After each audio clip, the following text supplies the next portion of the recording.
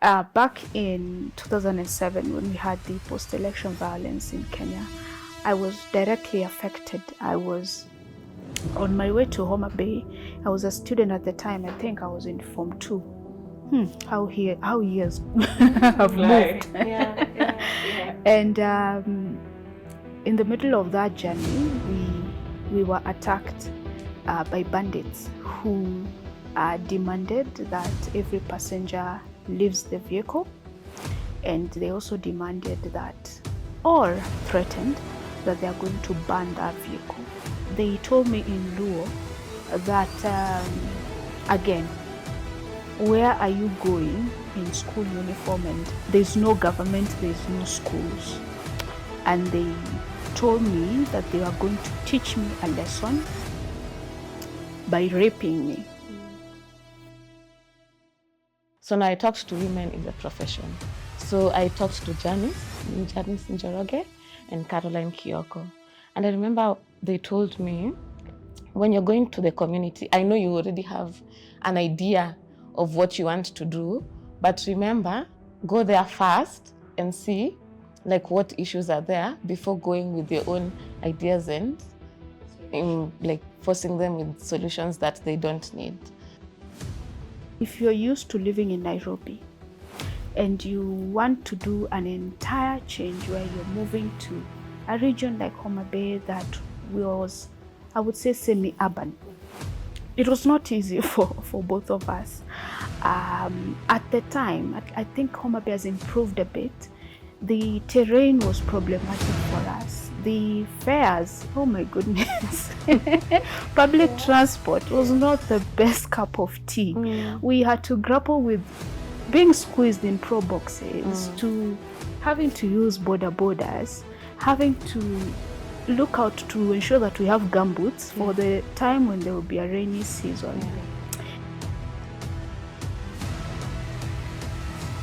As you've worked in the 4 counties, so you mentioned Homa Bay, Bomet, Samburu, and Kirinyaga. That question, can women lead? What is the ground saying? In the rural areas, it is clear that yes, women can lead, but the people still don't look at women as leaders. So, and for some areas, it makes sense because, as an example, I remember in Samburu, there was an issue because of the clashes. So for this guy, he was like, how can we have a woman lead? Can she fight when the bandits come? So to that person, leadership equates to security. Can this woman take a gun and shoot someone? When we started the Young Women in Politics 50-50 campaign, our focus has been women because they have been the ones left behind. So if they are given a push, they can get to a point where they are on an equal footing to fight for the elective post with the man on the ballot. That is what this project is all about. Give women that push to get to a place where they've been able to get to historically.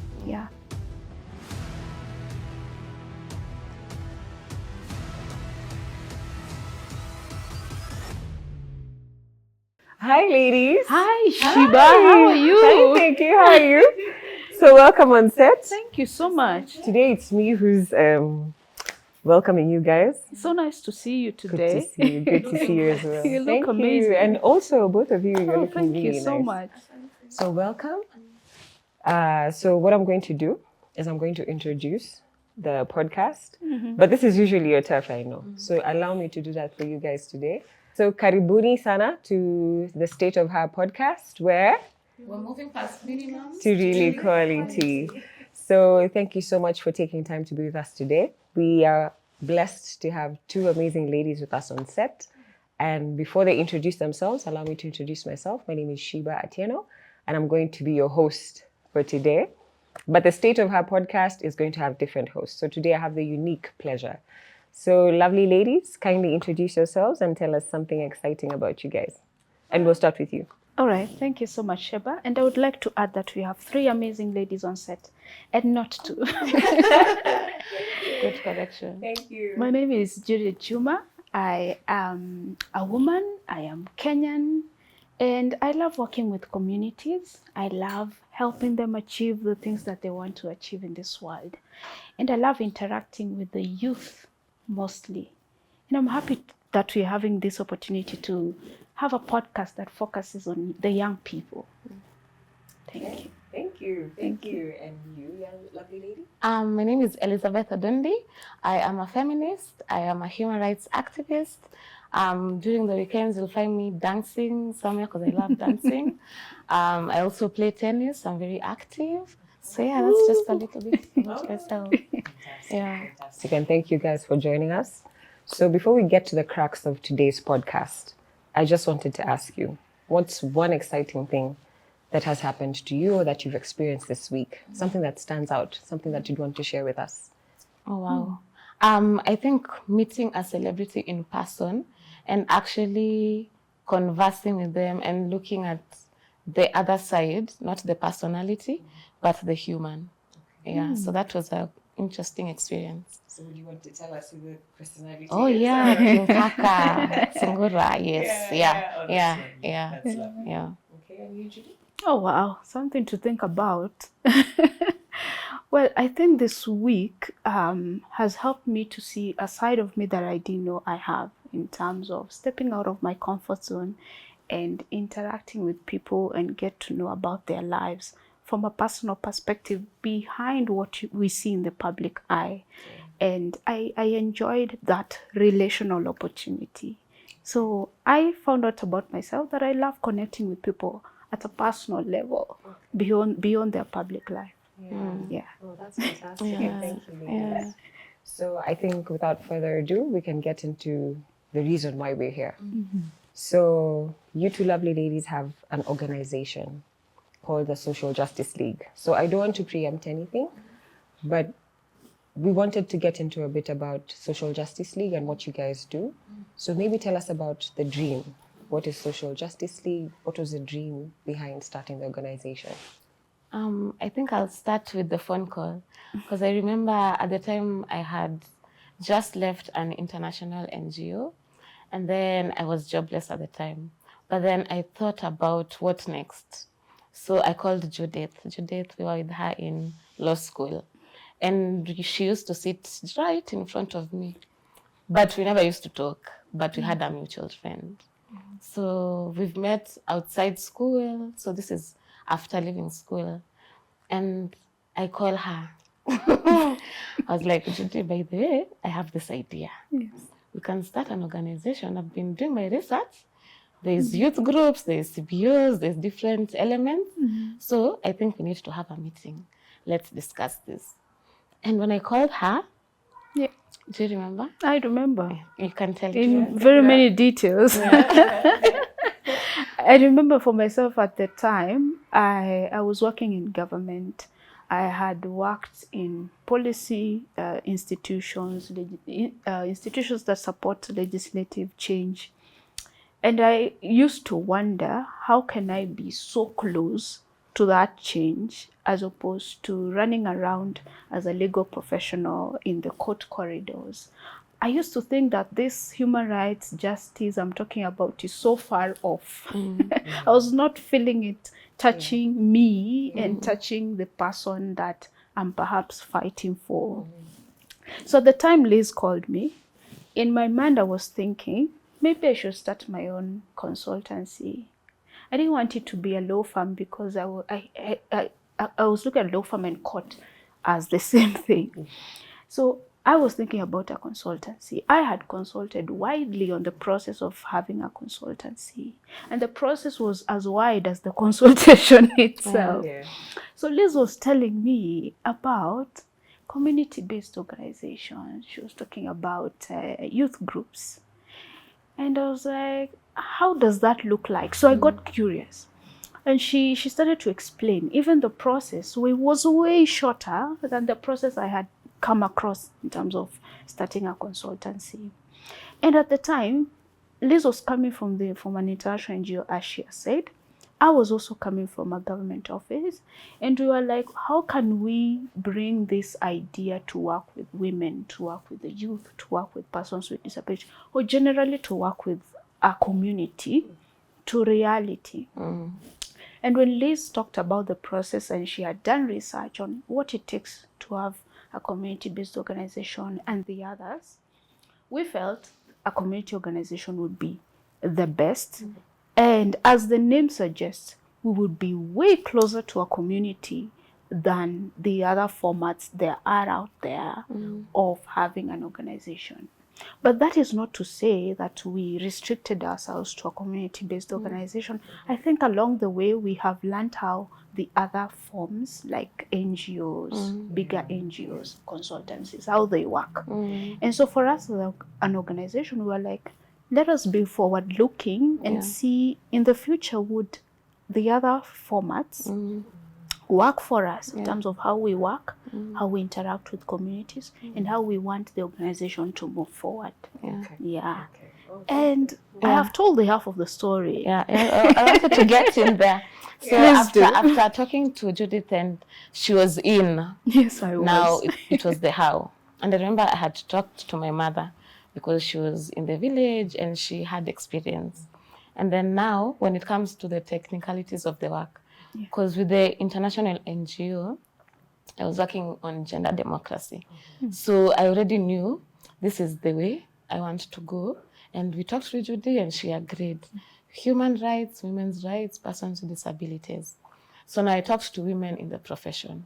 So I talked to Janice Njoroge and Caroline Kioko. And I remember they told me, when you're going to the community, I know you already have an idea of what you want to do, but remember, go there first and see like what issues are there before going with your own ideas and solutions, like forcing them with solutions that they don't need. So that's what we did. We went to Homa Bay now, hit the ground running.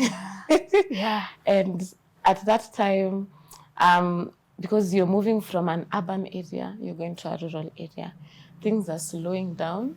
You're not used to that pace of life.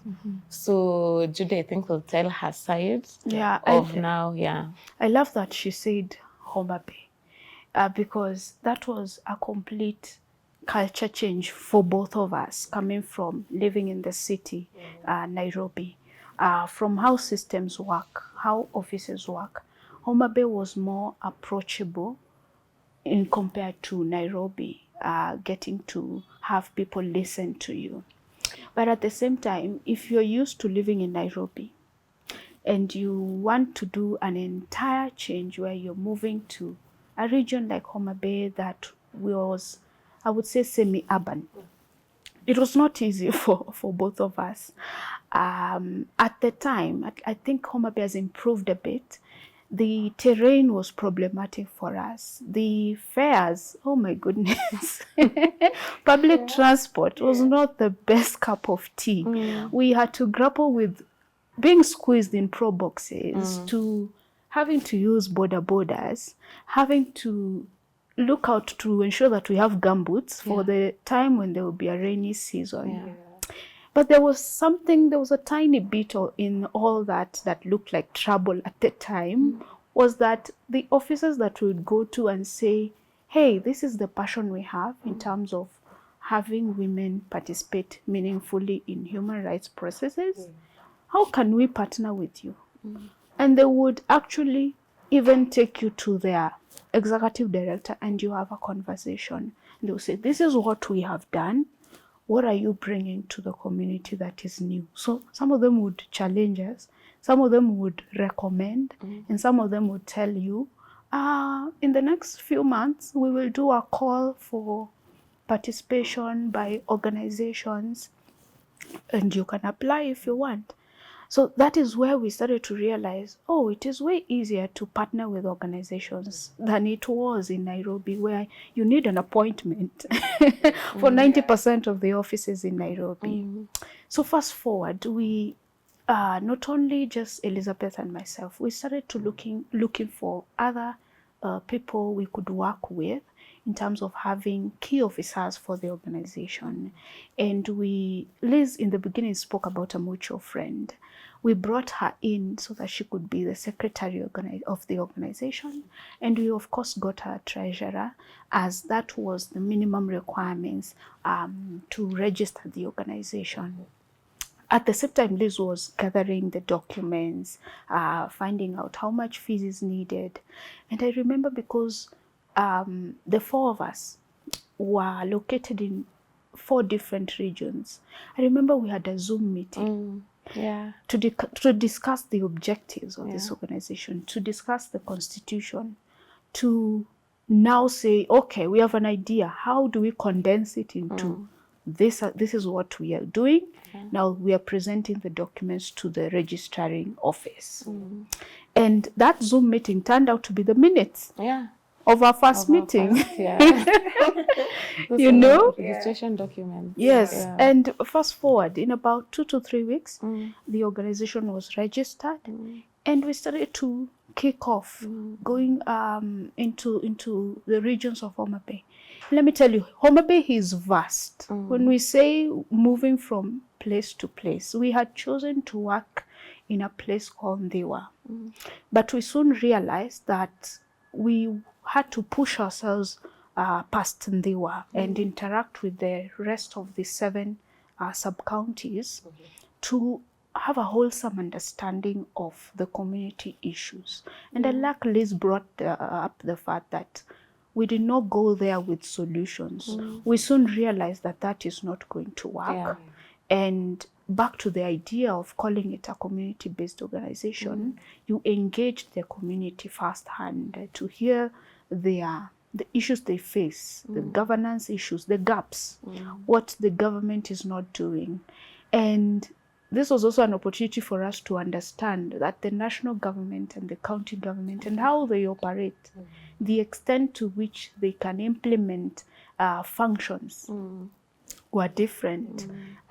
So it was a total paradigm shift for us. We had to totally recalibrate our mind and divorce ourselves from how the norm was in Nairobi and understand how counties work. Wow. Yeah. Just thinking about 2 high-flying lawyers from the city in Homa Bay, because I've been in Homa Bay, and I know the main mode of transport is like the motorbike. The motorbike. So that's always been a scary experience. So just imagining what you get through the recalibration. I think that's you know. Yeah, it was tough, but it was interesting. Moving from formalities to now the informal, because everything was shifted.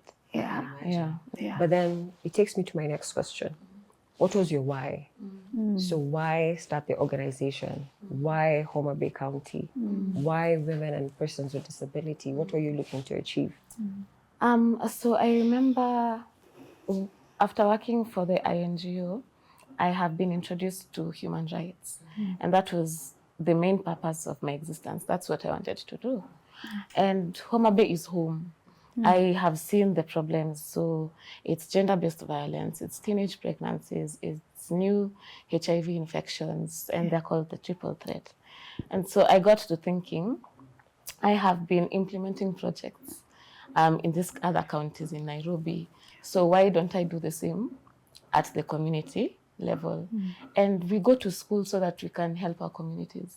And that was essentially what we wanted to do, help our communities. We can't be going back, because at that time, we used to go to shags once a year. So by the time I've left in December, the next December I come, my 15-year-old niece is pregnant and married off. So I needed something to change, and this was how we were going to do it. So that's how I found Judy, and she meshed in and she had the same vision. And Judy, I know Homa Bay has particular, like there's history in Homa Bay. So Liz tells you, we are moving to Homa Bay. What are your thoughts? What are your initial thoughts? My initial thoughts was, no, I don't want to be in this county. And it comes from personal experiences that I've had with Homa Bay County.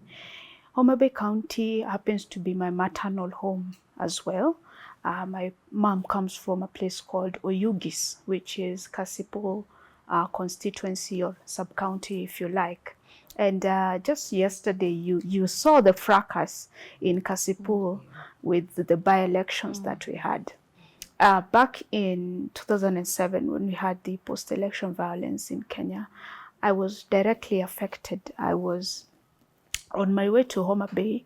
I was a student at the time. I think I was in Form 2. How years have moved.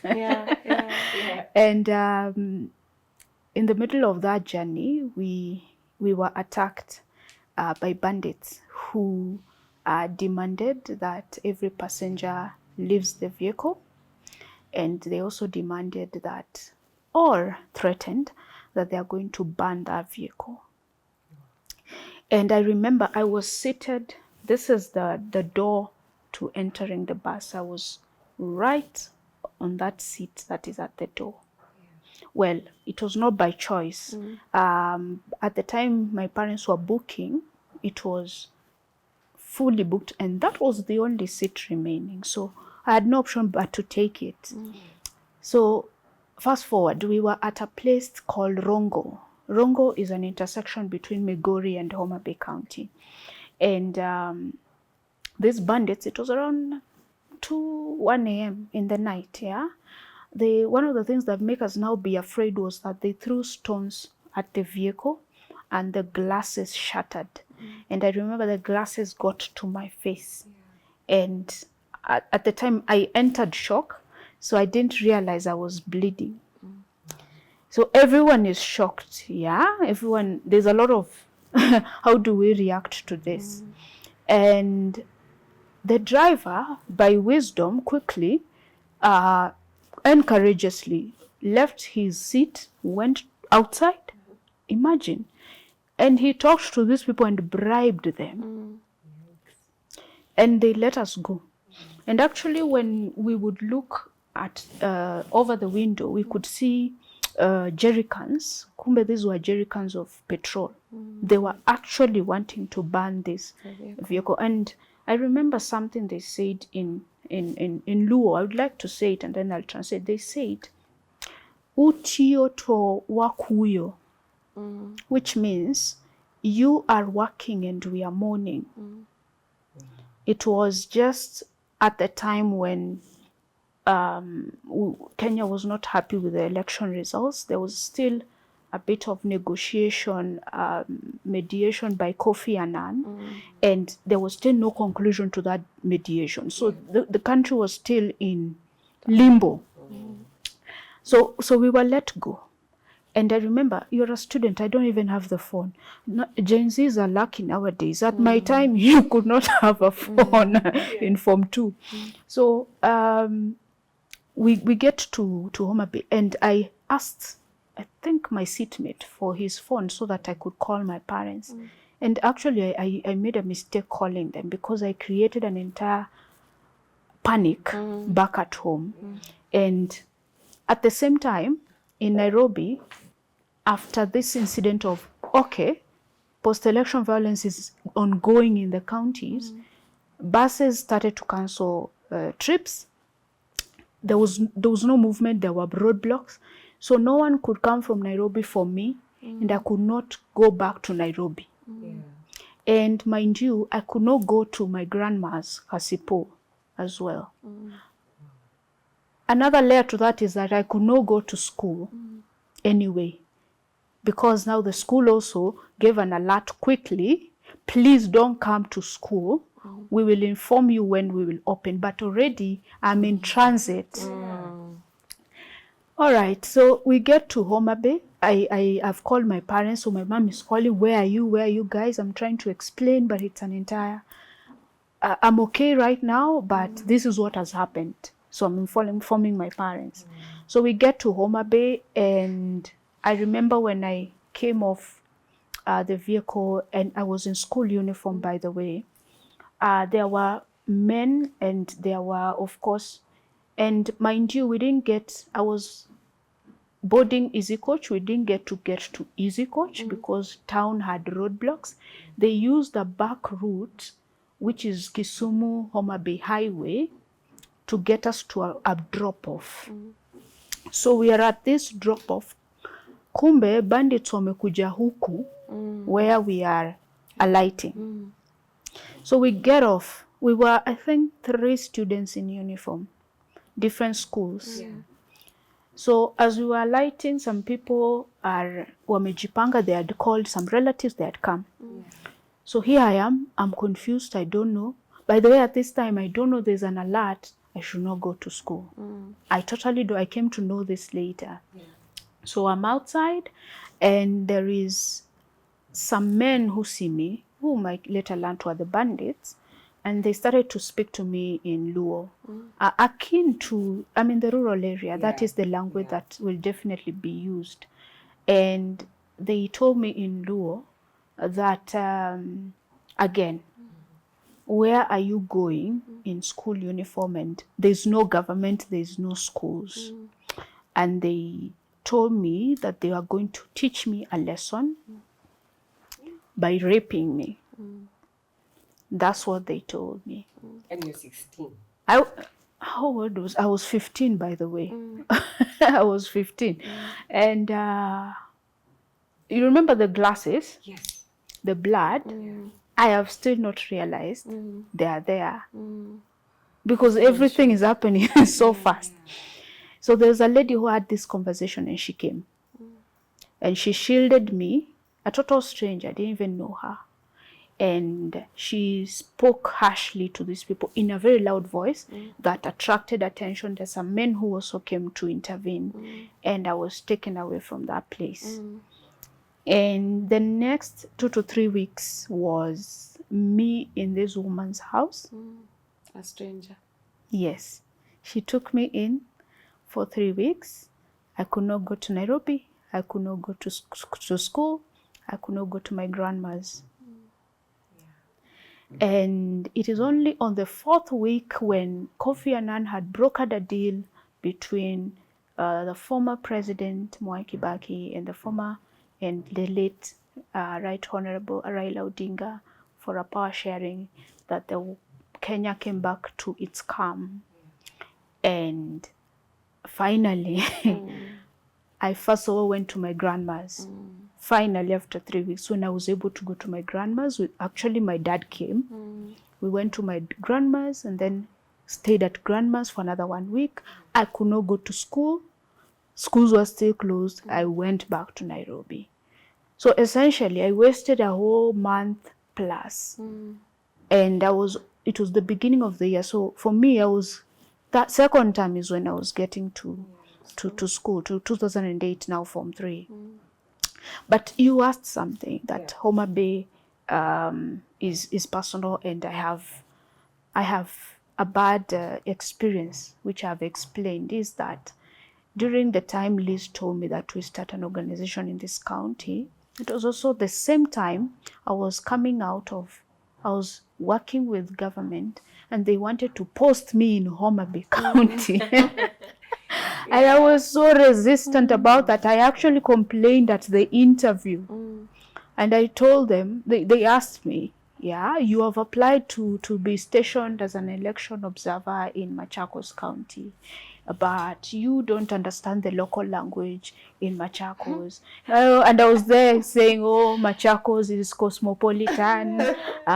They don't speak Kamba, all that. No. Hautaelewa hiyo lugha na hautafanya kazi effectively. So after a lot of back and forth, we are posting you to Homa Bay. And you're at an interview. You have no time to say, this is why I don't want to go to Homa Bay. So they post me to Homa Bay. They put me in charge of other election observers, and they tell me you have to ensure that for each of the sub-counties in Homa Bay, you report on sexual and gender-based violence cases, report on the electioneering process, campaigns by politicians, parallel processes of voter registration. Meanwhile, Liz is also telling me about why we should start an organization in Homa Bay. And at the same time, I'm telling God, you have an amazing sense of humor. What is this? And now looking back, I understand what God was doing. He wanted me to, number one, face my fears. Secondly, he got me out of the comfort zone of, I work in Nairobi, I know the systems, I don't need any trouble. Get up in the morning, go to the office, come out at 5, and on repeat. That was my life. God was telling me, I know you're not happy with a routine kind of work where you don't see any impact. Yes, I was getting experience, but the impact I wanted in the field I am in, I was not seeing it forthcoming. So when we were discussing the objectives of Social Justice League, one of the things I really fought for, Liz can testify, was policy and legislative advocacy. I'm the one who suggested it because I knew if you do not advocate for something that helps you, no one will do it for you. So it is personal to me, and it is also personal to me that communities also get that benefit. After 2007, I trained as an election observer. I trained to be part of peace building processes because I didn't want anyone else to go through what I went through. Yeah, someone threatened me that they would rape me if this woman did not intervene. I don't know what would have happened to me. Secondly, going back to the county was intentional because now I would be close to the issues. In Nairobi, I felt like they were so far-fetched. I would look at the news na tumemaliza. The results are out, thank you very much. Let's move on with our lives. But now, Homa Bay, being in a rural region, Nyanza, where I come from, it is my maternal home. Homa Bay to my paternal home is 2 hours away. This is Kisumu. It made me realize now I'm closer, not just to home, my rural home, but also to both my maternal and paternal home and to the community. And it was an opportunity for me now to understand my culture, my Luo culture. I was born in Nairobi. Nairobi, we westernize ourselves, if I may. But when you get to the rural region, let's talk about the fresh air. Let's talk about Lake Victoria, the fish, the opportunity to just unwind and slow down and just take in what the county has to offer. So when the governor of Homa Bay says a county of endless potential, I agree. So essentially, I moved away from the fears that I have with Homa Bay. If I were to be thrown in Migori County, I would totally. So when we were, maybe we will talk about it, proposing other rural regions through the Young Women in Politics project, like Samburu, like Bomet, the fear was no longer there. Yes, and we were being told, Samburu also has instances of bandits. I was like, I've heard about that before, but I'm still alive. Thank you. For the information. You know? So it grounded me and prepared me for what we are doing now as an organization. I am thankful for the experience of 2007 because it made me realize what the change I can make for this country in very small ways that look small, but they somehow contribute to something bigger. Yeah. Oh, and thank you so much for that. And I think it's important for us to say, like, I'm really sorry for the things that you went through, especially at that young age. But it's good to see that, with time and, you've been able to surmount those challenges and still proceed with the work. I mean, kudos to you. And even to you, Liz, you mentioned the challenges. It just shows how politics affects our lives. Even before you guys, like, you were lawyers, you were in school, no care in the world, but politics still does affect our lives. It does. And I think I'd want us to pivot to the Young Women in Politics campaign and how that came about and what's that about. You guys are lawyers. Now you're pivoting to politics. So what's that about? Wow. So 2022 is the year after the elections. Yeah. I remember I was invited to Rapporteur for a certain meeting. And in this meeting, there are politicians. So I was just writing notes and listening to the stories these women are talking about. And they're speaking of violence, the things they went through. But then they're speaking of them like it's kawaida. And in my head, I'm thinking, this is not normal. First of all, not many people know what is happening. And so that's when now the idea was birthed. I thought of now, how do we tell stories of women who've experienced certain things during the electioneering period? And also for those ones who are coming in, because many of those women didn't understand and didn't expect what they went through. So it was just basically creating a platform for us as Wananchi to understand the effects, how do they impact them, and how do they impact us as a country. Yeah, so 2022 is when it started. We discussed it. Now it was now looking for the money. How do we fund the project? Yes. Yeah. Yeah. So 2022. Tell us about the project. Like 2022, I'm assuming till now, you've been implementing the Young Women in Politics 50-50 campaign. So what were some of the expectations you had coming in? And then what has been the change, like as you've been implementing for the past, is it 2-3 years? Yeah. Talk to us a bit about that. Oh my goodness. This is a very deep question and broad. We've given you the background of how our interest in elections now pivoted to interest in politics. And you said something interesting, lawyers getting into politics. Yeah, there is a very good dance, maybe a tango dance between law and politics. They always go together. And us coming from the legal profession, this is what you understand from class, lakini kwa ground vitu ni tofauti. we were definitely taught about political rights, elections, rights of voters and all that.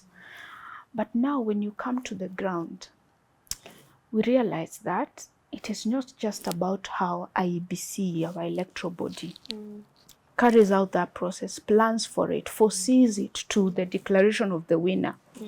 We realized in between there is a lot that goes on between the voter and the politician. And as Liza said, there's the politician whose story goes untold. And then there's the voter whose story also sometimes goes untold. From issues to do with bribery to them not even understanding their rights, you know. And then in 2022, IEBC kept on saying the way youths are not registering to vote. There was a voter apathy. There was this and this. And then there's the politician. And since we had decided Social Justice League will focus on women, youth, and persons with disability, what we conceptualized was we realized women generally, a lot of organizations have spoken about women's participation in that space. And we realized there's a big gap when it comes to now young women. In that, in Kenya, this is a country that has, I would say, 75% of the population are youth. And they're the ones who either they don't actively participate in governance processes or they're left behind when they have interest. So coining it as a Young Women in Politics 50-50 campaign, it came from a point of we wanted to focus on the youth demographic. That is those who are aged 18 to 35, as our constitution recognizes, and the ones who are women. Yeah, we realize soon enough the experiences of those who are experienced in politics as women and those who are young in that field are totally different. And we felt the ones who are young are often left out. But it also came from us being young people. It was easy for us to relate with the younger ones and see how can we now bridge that gap through intergenerational mentorship between the young and the older ones. And then there was another layer. I think, Liz, when we began, we were not thinking about doing a cross-county comparison. Even looking at the culture. Because remember, Yes. we've gone to Homa Bay. Yeah. We've moved from the urban setting to a rural setting. Yeah. Things are completely different. Because you remember, even when we were registering we were getting our certificate for the Yes. CBU, we met a cultural issue. Yes. We go to the office, we are young people, we have a vision, we have a constitution, and we've told this guy, here is our constitution. So he's the one who's supposed to now give us the certificate. Yes. So the guy looks at the constitution and he's like, nyinyi wasichana wadogo hivi, mnaweza fanya hizi vitu zote. So we quickly realized, and I thank God that we were able, because we've always been able to quickly adjust. Yes. So I remember going home and I told my mother, the next meeting we are going with you, because we were not going to get that certificate. Because he clearly saw that we are young, and people look at youth as you're young, you can't do. An experience. Yes. So now looking at even culture, we were looking at how do we bring out the issues of culture, because they are affecting very many women in the political space. And that's how we even looked at now the counties, these rural counties. How does culture affect even how the people vote and how they pick political leadership? And even looking at the 50-50 campaign. Yeah. She's talked about the youth. Yeah.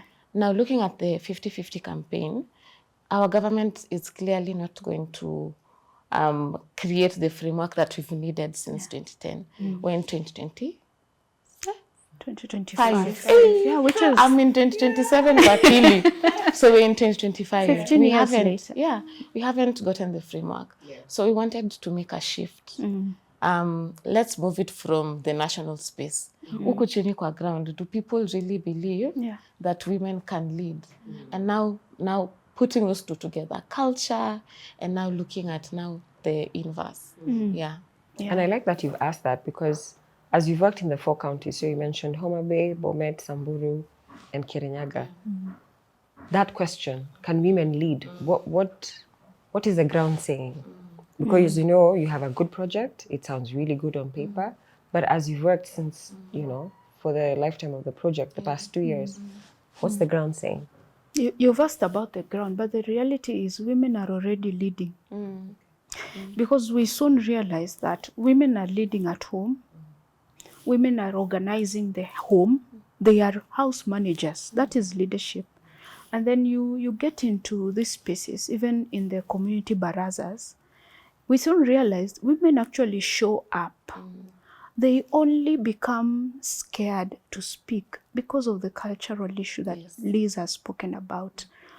You go to a county like Samburu, if a woman comes to the meeting where men are, she either she shies away to show up, or if she shows up, she's taken out. Yeah. Now, we also notice that, of course, there are those barriers. The first one is the cultural one, and then there's gender-based violence in so many forms that we might not be able to exhaust now. And then there are other structural barriers. Coming from Nairobi, there is a structural barrier of there is no political goodwill at parliament level to finally put the legislation in place that caters for that two-thirds gender rule that we sing about. So now, coming into the project, when we now decided to do a storytelling, bring women on board to speak to how they have led before and how they think they can lead, we ultimately knew they can lead in the elective space. Because one, they've been leading, they are leading. Despite all those barriers, they have been doing it. It just, what remains is how do they navigate those barriers to get to the elective space. And I think even to add to what Judy is saying, a on the ground, honestly, and having worked in the rural areas, it is clear that, yes, women can lead, but the people still don't look at women as leaders. So, and for some areas, it makes sense, because as an example, I remember in Samburu, there was an issue because of the clashes. So for this guy, he was like, how can we have a woman lead? Can she fight when the bandits come? So to that person, leadership equates to security. Can this woman take a gun and shoot someone? And I think it's understanding such instances, because you can't just put it as a blank statement. So I think we also have to navigate the different, and that's why we're doing it in different counties. Because our cultures are completely different. In Bomet, we are doing a meeting, and there is a list, a sign sheet. Number 1 to 12. And the women come in first. They reach early, the men come later. And now the ladies, when they're signing in, they leave number 1, 2, 3, 4, 5, 6. Wanaenda kusign up on number 7. So with these things, also, it's the mindset. And because what I've seen with our project is empowerment is kind of like a cloth. So kuna ile culture imeingia kwa akili, ile yenye now, let's say now the woman is coming into the political space. Ikifika mahali now, it's gender, the man will come first. And we also see it in parliament. Unapatia mwanaume preference, like you go ahead, I'll follow later. And I think that's the mindset we need to change. Like we are on the same level when it comes to leadership. Like you also have your own skills and you have your own strengths, and you also have the same. So the public needs to understand that. I think I would like to add something to that, because pushing or mentoring or empowering women to lead does not mean disempowering men not to lead. That's not what women want to do, and that's not what our project seeks to achieve. We call it 50-50 campaign because we view, as Liza said, women and men both having the abilities to lead.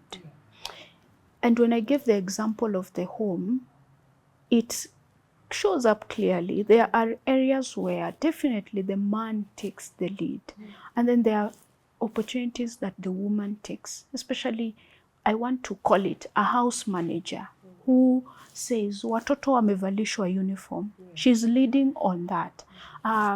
Leo diet itakaa namna gani? She is organizing what people will eat. She will step into the kitchen and prepare that food. And sometimes, my goodness, the man will assist her.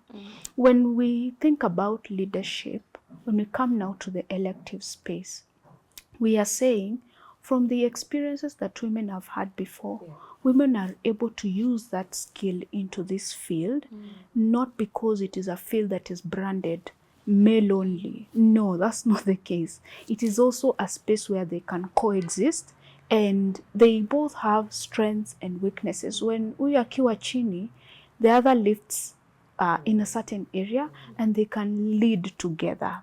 So when we started the Young Women in Politics 50-50 campaign, our focus has been women because they have been the ones left behind. So if they are given a push, they can get to a point where they are on an equal footing to fight for the elective post with the man on the ballot.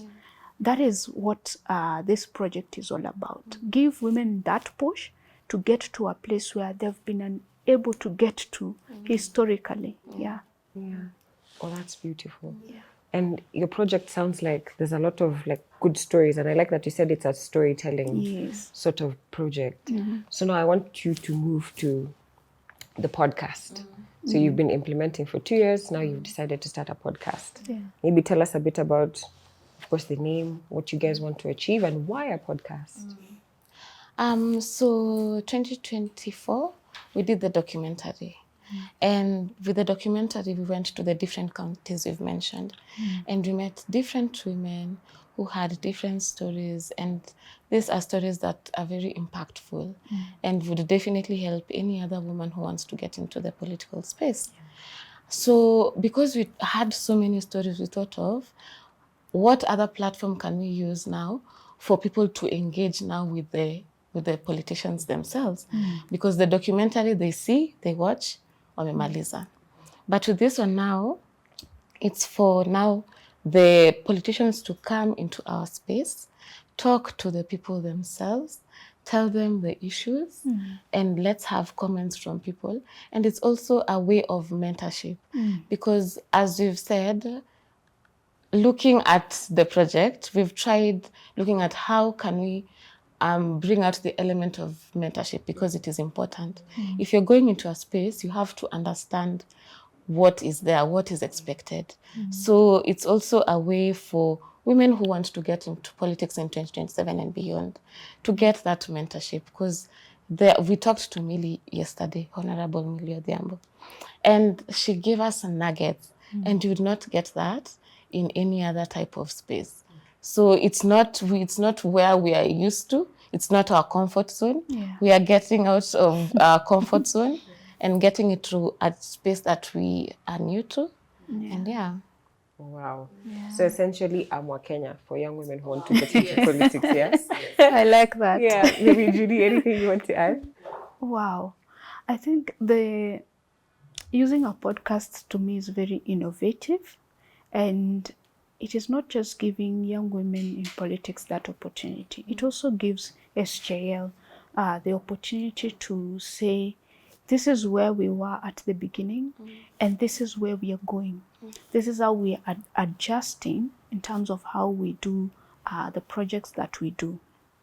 And yesterday, Honorable Millie Odhiambo, I'd like to quote her as well. She spoke about purposeful mentorship when we interviewed her. And when I was thinking about it and her already speaking about it on a podcast, to me that was mentorship in itself.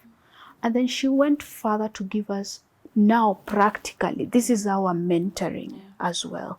There is a woman sitting at home, she will watch that episode and say, oh, there is a Millie Institute that I can visit and see whether I can be part of the people who are being mentored into politics.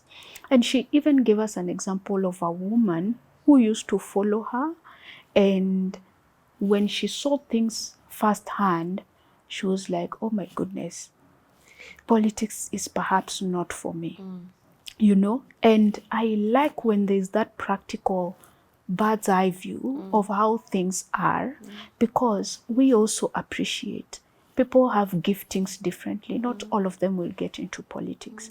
But when a woman has from the get-go to have that opportunity to see, this is how it is, this podcast is providing that platform. So I think this is an amazing idea. Oh, that's fantastic. And just to add also, even for us, we've seen the Gen Z protests. Yes. As youth, we want to look at how do we add to the conversation? How do we move Kenya to a better space? And this platform is good because, one, it also puts pressure on the government. Why do we not have a framework for the 2/3 gender role until now? Is gender not a priority to this government? Because it is important and it is something that is missing and it needs to be sorted as soon as possible. Absolutely. Wow. It sounds like it's going to be a really exciting podcast. It's boiling. It's boiling. Millie Odhiambo, so we have a lot to look forward to. Yes. So, my final question for you ladies. Do you plan to get into elective politics? Because, you know, once people will start moving and inching, do you have plans that, you know, even for us guys, we can prepare to support you in 2027 and beyond? For me, no. I'm happy being a queen maker. I'm happy here. I like working behind the scenes because we are pushing for policies. So we are supporting women and we are moving them forward. So there has to be someone seated there. So Okay, fantastic. Oh my goodness, what an ambush. We need to know. It's end of 2025. So if you want to prepare, tell us now. I'm happy we are discussing that, because along our work as SJL, we have learned that leadership is very wide. Even the women we interviewed about elective leadership, some of those who lost 2022 election told us, oh, I got an opportunity to get into appointive leadership and it works very fine. I'm still serving the community. So that also gave me to look in, an opportunity to look inwards and realize that leadership is wide. And even as someone who works in this community organization, we are having an opportunity to lead. So when I look at the vision I have for myself, elective leadership is not my forte.